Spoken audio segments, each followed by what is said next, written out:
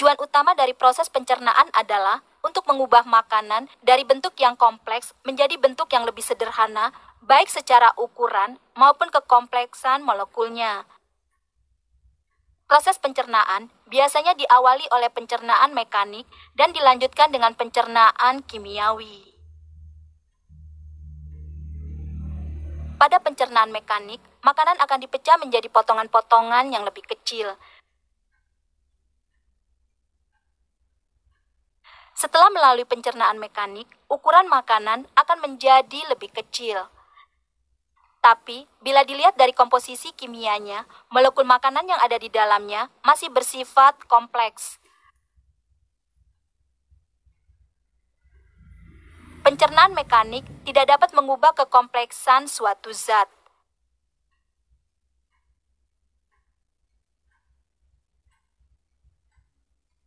Sedangkan pencernaan kimiawi dapat mengubah kekompleksan suatu zat.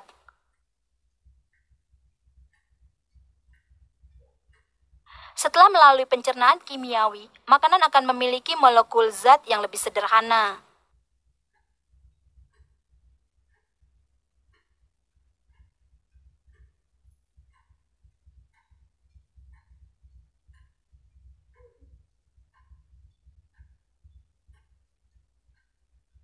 Pencernaan kimiawi dalam tubuh manusia dilakukan oleh enzim pencernaan yang dihasilkan oleh kelenjar pencernaan.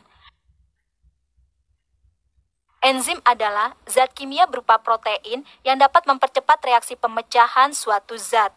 Enzim sendiri tidak bereaksi dengan substansi kimia, sehingga pada akhir reaksi, enzim tidak mengalami perubahan. Untuk memahami cara kerja enzim, mari kita sederhanakan bentuk dari enzim itu sendiri dan juga bentuk dari zat yang akan bereaksi dengannya. Setiap enzim memiliki daerah aktif yang hanya akan bereaksi dengan molekul dari zat tertentu. Saat molekul zat yang cocok menempel pada daerah aktif ini, pemecahan molekul akan terjadi. Daerah aktif setiap enzim berbeda-beda, sehingga satu jenis enzim hanya dapat bereaksi dengan satu tipe molekul zat.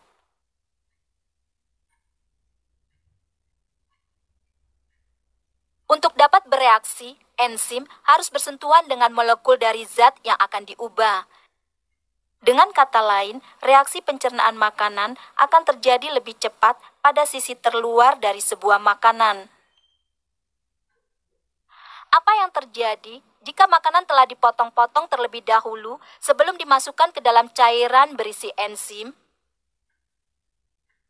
Dapat dilihat bahwa makanan yang telah dipotong-potong terlebih dahulu akan lebih cepat bereaksi dibandingkan makanan utuh. Hal ini terjadi karena makanan yang telah dipotong-potong memiliki bidang sentuh lebih banyak dibandingkan makanan utuh.